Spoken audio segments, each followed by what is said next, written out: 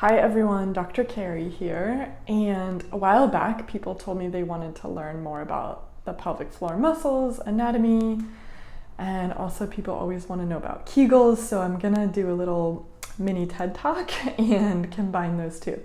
So here's a model of the pelvic floor, of the pelvis, I should say.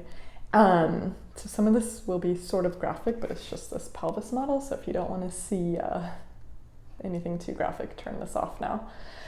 So here's the spine, here's our hip bones, this is the pubic bone, and what I want you to notice is, if you can tell, it's a bowl shape in here, so our organs sit in here. And then if we look from the bottom, here's the graphic part. These are our sits bones, and there's really nothing else but muscles filling in this. So supporting everything from the top, our organs, us, right? Like from the head down, it's all supported by this. And so as a group, we call all these muscles the pelvic floor muscles. I could tell you their individual names, but to be honest, in general, they all work together. Yes, you can sort of isolate like the front part or the back part.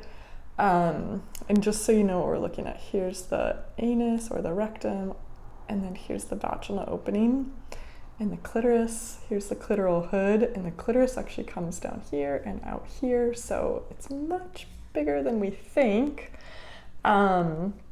which I feel like it just recently has gotten more attention. So pelvic floor again, and then there's two layers, like, I don't know if you can kind of tell, like this is what we call a superficial layer, and then there's a deeper layer, and they have a little bit different functions. So the superficial layer, when we talk about like bladder control and stuff, the superficial layer, it's not going back, it sort of like closes this, and then the deep layer like pulls up.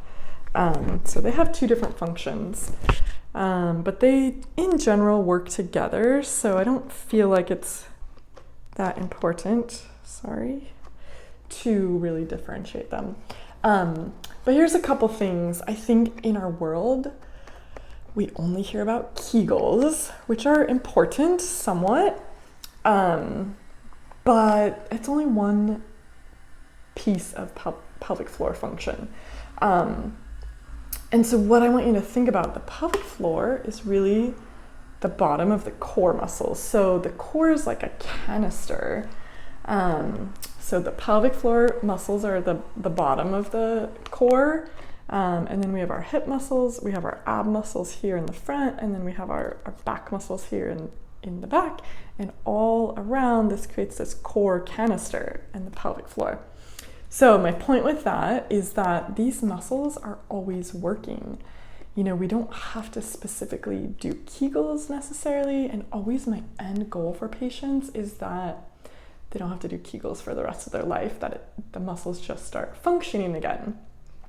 So I think one common thing that I hear is something like, I haven't been having sex for a long time, so my pelvic floor muscles are weak and I'm leaking my bladder.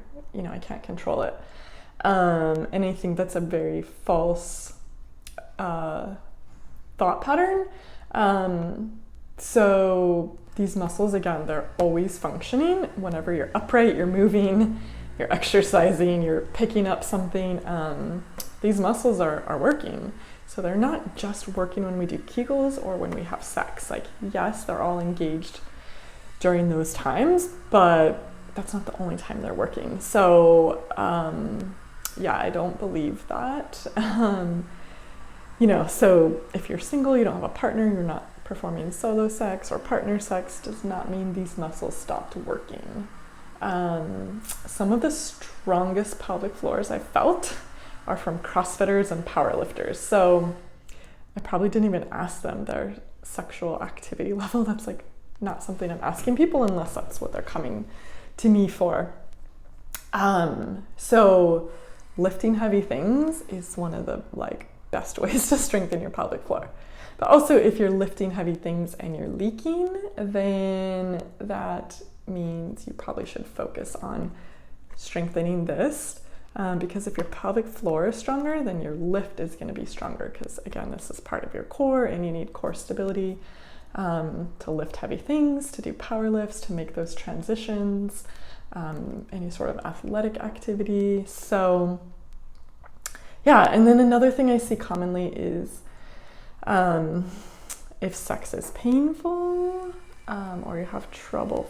For my men, it's sometimes more like erectile dysfunction. There can be a muscular component. So this is a female model, if I didn't say that, female parts. The male parts, like the pelvic floor muscles, look the same. There just isn't this vaginal opening. These muscles come up and surround the penis. So anyway, yeah, so sometimes if there's an erectile dysfunction, or for someone with a vagina, if sex is painful, if penetration is painful, sometimes these muscles are too tight and we need to teach them to relax and to stretch and to open. So, that's another possibility. Bladder leakage is not always weak pelvic floor. Sometimes it can be tight pelvic floor and like the bladder just can't really expand in here. Your bladder doesn't take up all this space, but that's another possibility. There's a lot of different functions. So my bottom line that I want you to know is the pelvic floor is more than just kegels and more than just for sexual activity. It's always working. There's a lot of ways to strengthen it besides doing kegels.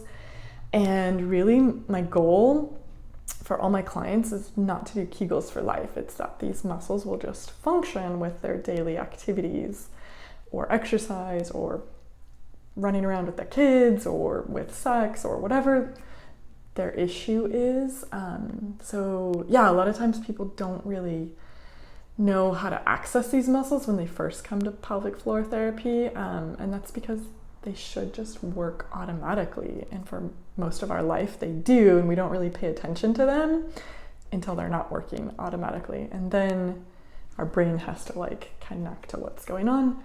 And honestly, that's a big part of retraining the pelvic floor. It's not just like this needs to get strong. It's like just the brain connection, I find, is the biggest thing. So anyway, there's your anatomy, physiology, biology lesson of the day.